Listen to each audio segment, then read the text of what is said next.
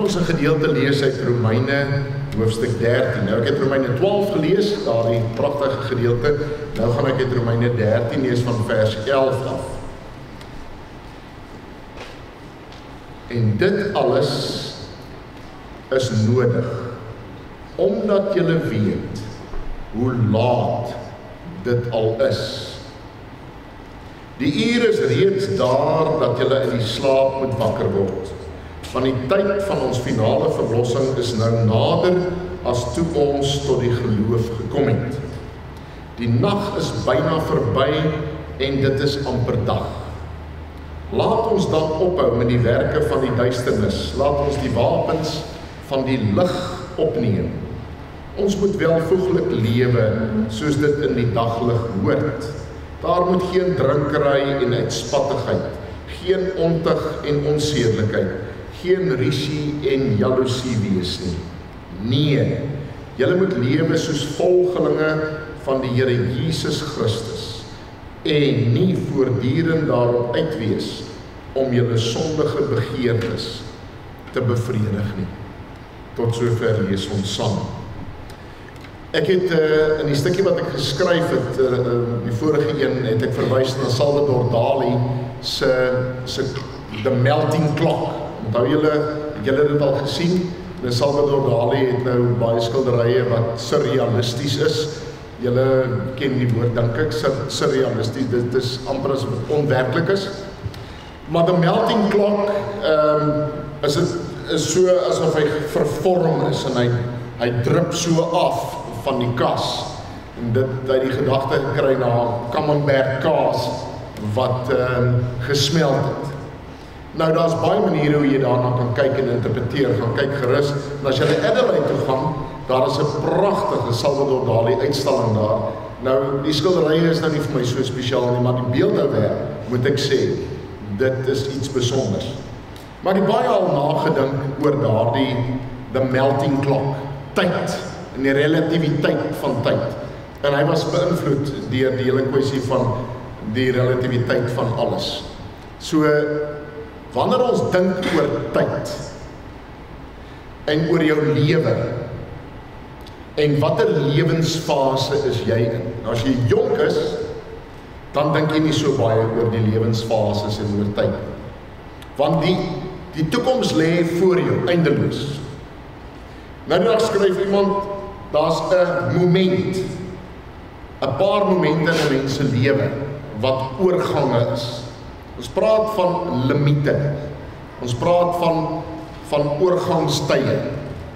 Een van hulle, en dis van in die finansiële wêreld, ek dink, Koos, julle sal beter weet, ek het dit nie eens geweet nie, dat mense dit tel nie. Hulle het getel, en ek dink as jy hier op 49 is, of iets in die 50 is, dan het jy net 180 salarischecks oor. Ek weet nie presies hoe dit uitwerk, ja, jy kan dit maklik uitwerk, maar ek het nog nooit so oor al gedink. Jy het net soveel salarischecks oor. Ek het 'n vriend, toe hy 999 dae voor aftrede, toe begin hy dit af te tel. 999 dae voor aftrede. So, vir baie mense, wat nou medies dink, hulle sal vir jou sê, daar's oorgange op 72. So, Dr. Attia sal vir jou sê, op 72. Na 72 moet alle mense, mans en vroue, moet kragoefeninge doen. Want die verlies aan spiermassa neem eksponensieel toe. So tyd, ons is gebonde aan tyd. Nou kom die teks, en die teks sê vir ons, dit is 'n laat uur. Nou wat dit beteken is, die nag het al ver gevorder, vir mense wat nie horlosies gehad nie, maar volgens die son gewerk het. Dit beteken die nag is ver heen, die dag is amper hier, amper besig om te breek. So dit is 'n kritieke tyd. En die woord wat in die Grieks gebruik word as dit daar gepraat word van 'n kritieke tyd is kairos. Die spesifieke tyd, die godgewilde tyd, die tyd waarop die groot gebeurtenis plaasvind.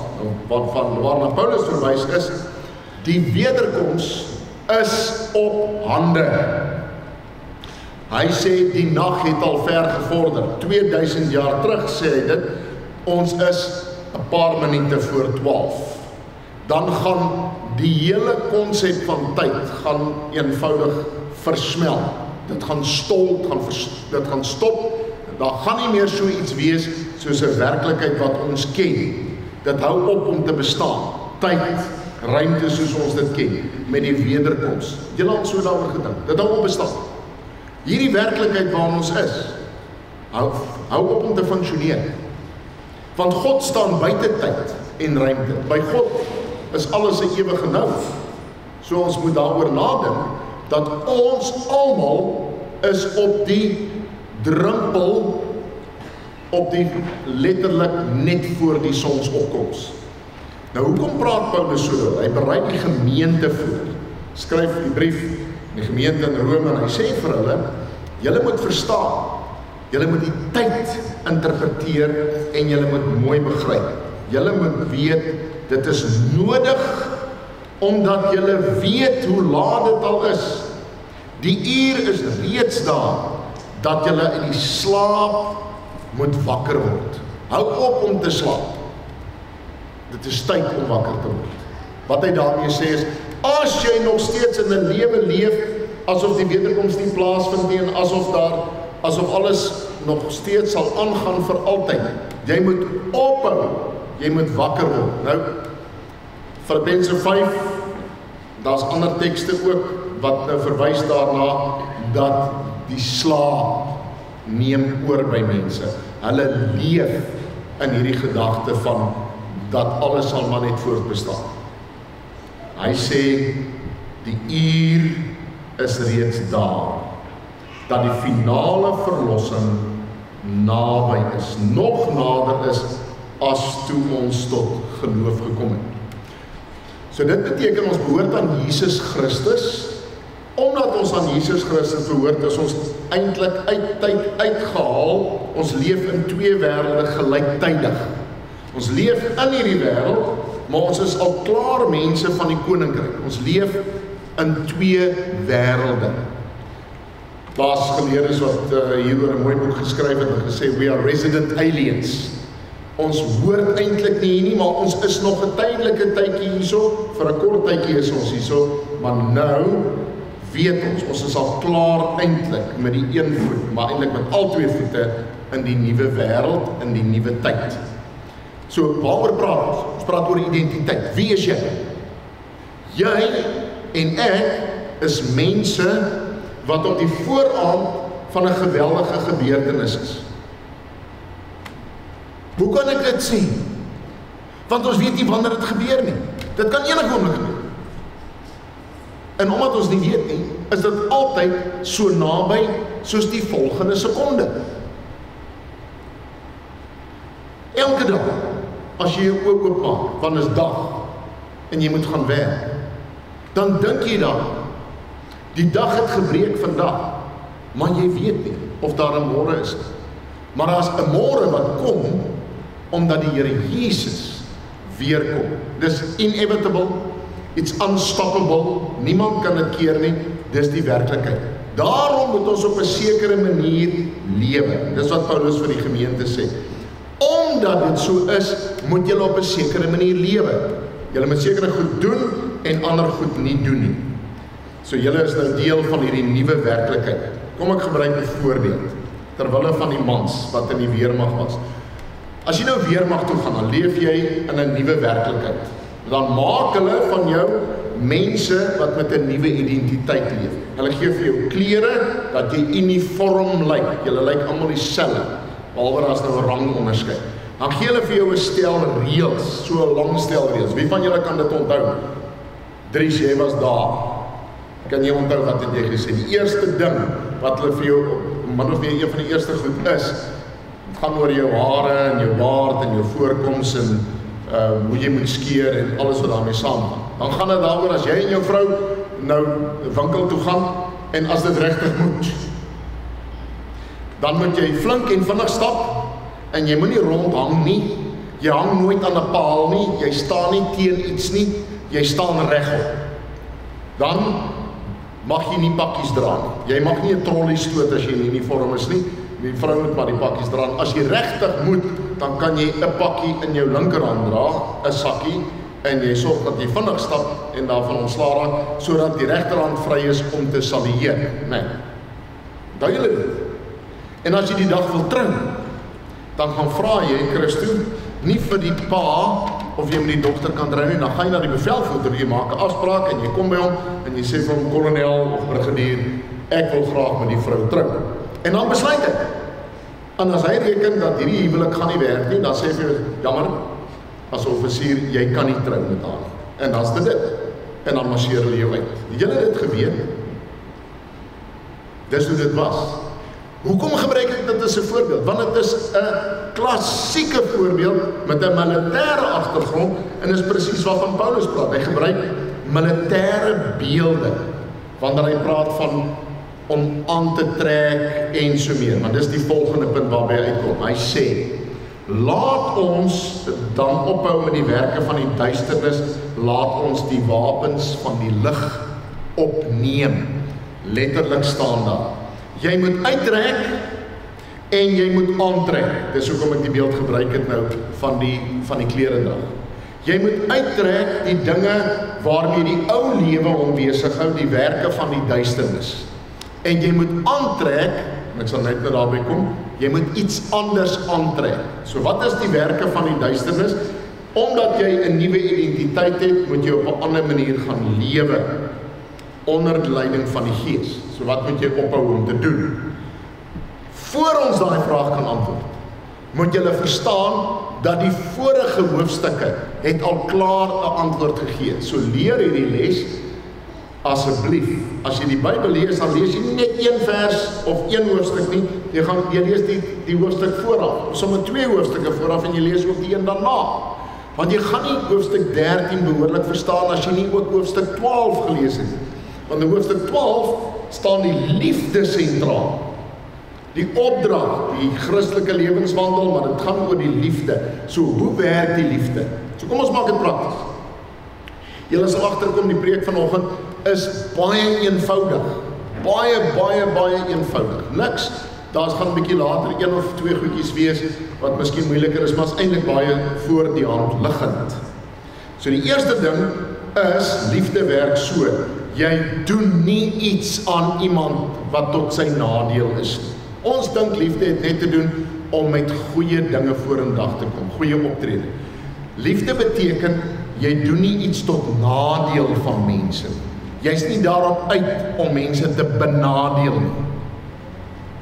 Sal julle dit omhels as 'n groot waarheid. Daarmee saam is daarop afgestem om goed te doen aan mense. So jy doen sekere goed nie, maar jy doen ander goed wel. So die liefde waarvan die Bybel praat is seremoniële liefde. Dit is liefde wat te doen het daarmee dat ek gun die son wat skyn ook op ander mense. Dat jy vir hulle ook lewensruimte gee. Dis waarvan die teks praat. So wat doen mense wat in die duisternis lewe? Hulle doen, daar's 3 pare van 2 goed wat daar ter sprake is. Eerstens, nou hoe gaan ek dit nou mooi sê? Hulle party. Weet julle wat beteken dit as ek sê hulle party? Dit gaan net te lekker. Dis 'n gedrink en 'n gevyf, soos die ou mense sê, en dit lei tot allerhande dinge. Daar's geen grense. So daardie dronkpartytjies en die ekses, die oordrewenheid. Wat is die agtergrond daarvan? Baie mense sê dit het waarskynlik te doen in die Romeinse tyd wanneer die keiser en ook die prominente families hierdie reuse drinkpartytjies hou en dan hulle verswelg hulle self by wyse van spreek. Hulle gaan net oorboord. Hulle het geen grense nie. Maar dan is daar ook die seksuele komponent wat daarmee saam is. Wat heeltemal buite beheer is, dit is op 'n manier bedryf wat nie aanvaarbaar is. Jong mans, wanneer hulle in their coming of age, so skryf een van die skrywers, dan hou hulle besig met die courtesans, met die prostituie en so meer, En dis aanvaarbaar. Dis hoe jy leef met geen grense. Nou dit is nie noodwendig van ons op toepassing nie, maar wat hy sê is, daar's 'n manier om te leef as jy in die duisternis is. En dit het te doen met hierdie dronkpartytjies en met hierdie oordrewe seksualiteit. Is dit nie baie keer wat vandag ook hier ter sprake is in ons wêreld nie? Dis nie goed waarmee mense hulle behoort mee besig te hou. Hy sê daarom, ons moet op 'n ander manier lewe. Geen drinkery en uitspattigheid nie. Geen tweede stel ontig en onsedelikheid. Dis waar die seksuele inkom. Geen ontig en onsedelikheid. Met ander woorde, jy moet op 'n behoorlike manier lewe met jou vrou of met jou man en ophou met al hierdie ander dinge wat die heidene doen. Derdens is daar nog 'n paar voorbeelde en hy sê geen rusie en jaloesie. Dit beteken gewoon onderlinge onmin, onenigheid, bekleierery, dit pas nie by 'n gelowiges nie. So dit is hoe hy dit verduidelik. In die ou lewe het hulle so gelewe. In die nuwe lewe onder leiding van Christus lewe 'n mens nie so nie. Daarmee saam, en dit raak al hoe meer interessant, dat hierdie teks het vir iemand lewensveranderend gewerk. En sy naam was Aurelius. Ek wonder of julle weet wie dit is. Ek het nou gedink, ek moet vandag so 'n paar vrae vra net om julle te toets rondom dit. Sy ma se naam was Monica. Ek dink Johan sal weet wie dit is, so hy moet nou nie sê nie. Het iemand al hierdie leidraad opgetel wie dit is? Sy naam was Aurelius en sy ma se naam was Monica. En hy was 'n professor in retoriek en hy was baie bekend. Christus, in die tyd dat jy ook al weet wie dit is, né? En dit was in die jaar 386 na Christus, het hy gesit onder 'n boom en huil. Omdat hy so bewus was daarvan dat hy ver van die Here af lewe. Hy glo, maar hy hou hom besig met praktyke, met optrede en dade wat dit regtig nie, dit wys hy's nie naby die Here nie. Hier's fout met sy lewe. Hy sê terwyl hy skryf later daaroor 'n boek en hy sê terwyl hy worstel met die Here, sy vriend, hy het weggestap van sy vriend, hy sit daar en hulle albei is in 'n toestand oor hulle geloofslewe. En terwyl hy daar sit en worstel, hoor hy 'n kind wat sing 'n speelietjie en hy sing tolle leeg. So nou weet almal wie dit is. Weet julle wie dit is? Augustinus van Hippo. Augustinus. Die groot Augustinus. Die kind sing, neem, lees. En daar lê 'n boekrol. Die Here werk op merkwaardige wyse en maniere. Daar lê 'n boekrol. Ek verstaan nie hoe dit gebeur het. En hy tel daai boekrol op. En hy maak hom oop. En weet jy by watter teks kom hy uit? Romeine 13, vers 12 tot 14. 11, 12, 13, 14. Hy kom by hierdie teks uit. En dit verander sy lewe momenteel. Die Heilige Gees raak hom aan. Hy kry hierdie ervaring van God se teenwoordigheid, dat die uur is nou wat ek 'n beslissing moet maak. Ek moet ophou leef in die duisternis. Ek moet leef in die lig. En hy raak een van die mees prominente gelowiges, teoloë wat die wêreldgeskiedenis ooit geken het. Hy skryf daarna 'n paar boeke, maar onder andere The City of God, die twee stede, die twee maniere van lewe, die lewe in die duisternis, die lewe in die lig. Nou, ten tye van die brief wat Paulus geskryf het, ten tye daarvan, wat was die agtergrond van die brief self? Nou, navorsers het daaroor geskryf en gesê, maar hulle het gaan kyk na die name, al die mense wat in die brief Romeine na vore kom, en ek dink nie julle weet dit nie. In daardie brief, die name, die helfte, 12 en daardie 24 as ek reg onthou van daardie name, is tipiese slawe name.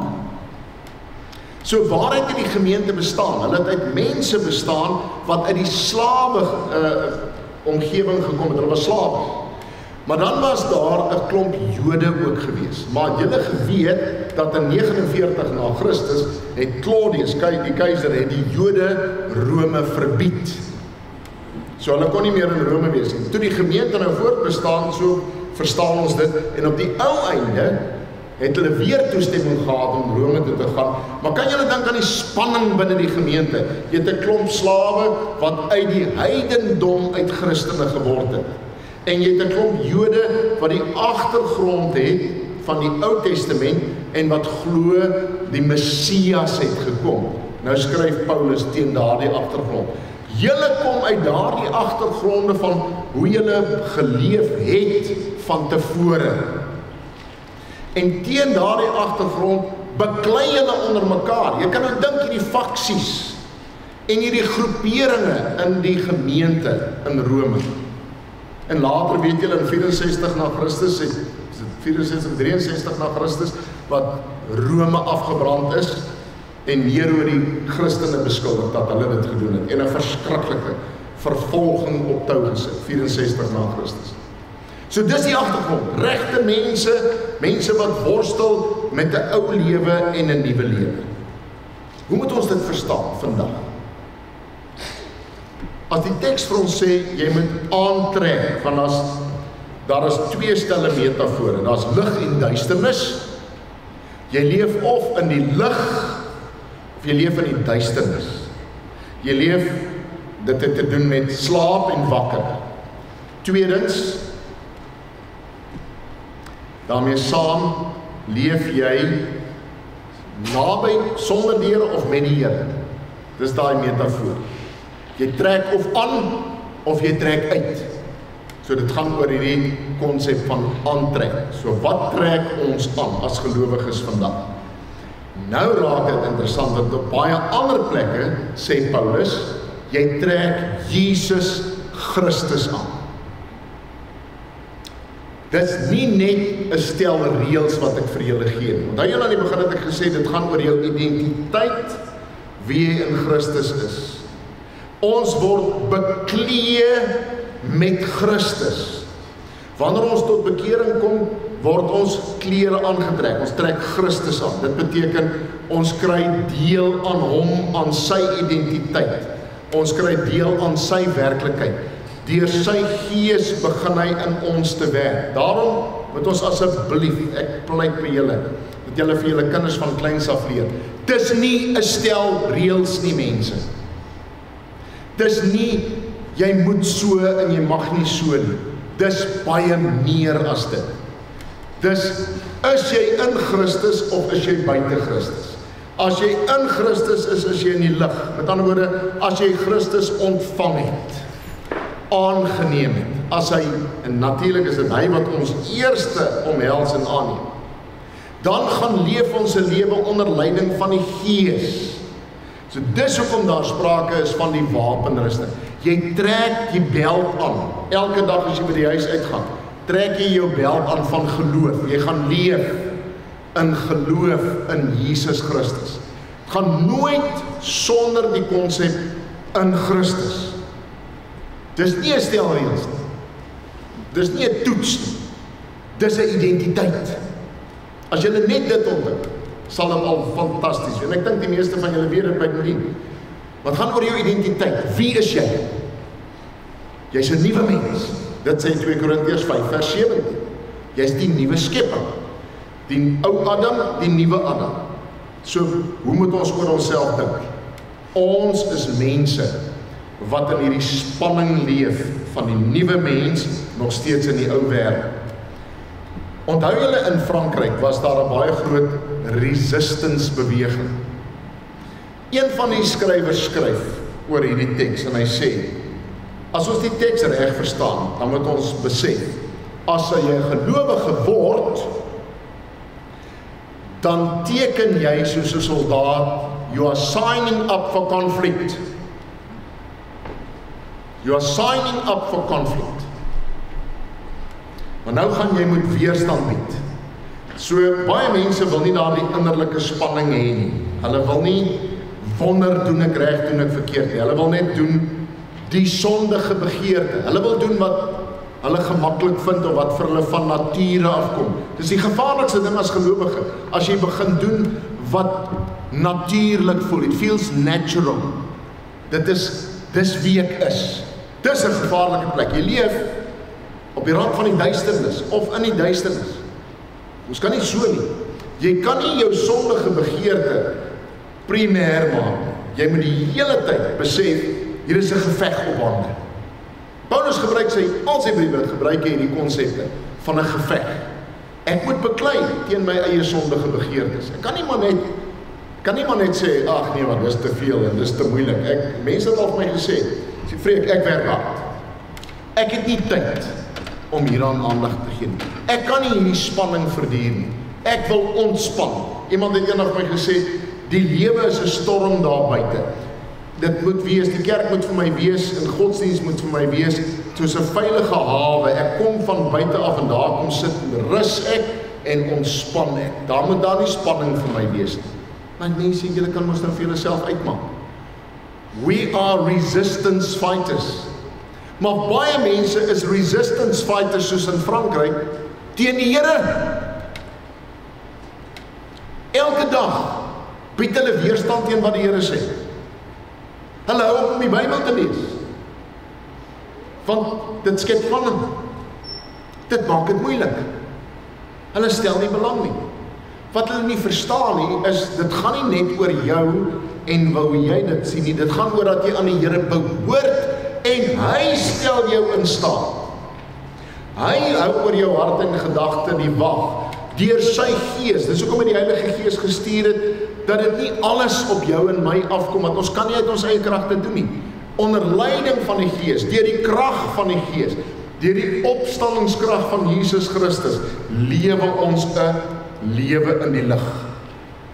Dan raak dit sigbaar dat jy leef volgens 'n ander identiteit, volgens 'n ander kode, nie met sheer will and discipline soos in die weermag nie. Jy leef omdat jy so gemaak is.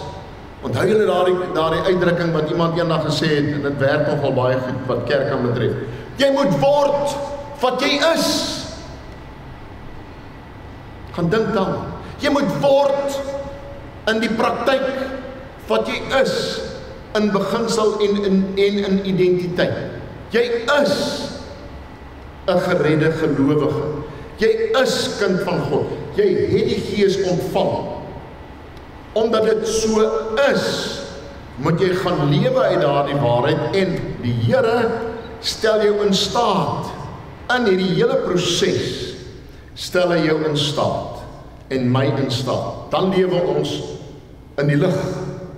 Maar dan is ons vir ander mense tot 'n voorbeeld en gee ons ook vir hulle die lig. Anders bring ons duisternis waar ons is. So dis wat Augustinus mooi verstaan het, en daarmee sluit ek af. Na die tyd het hy besef, die tyd het gekom, die uur is hier, en hy het in 386 het hy tot geloof gekom.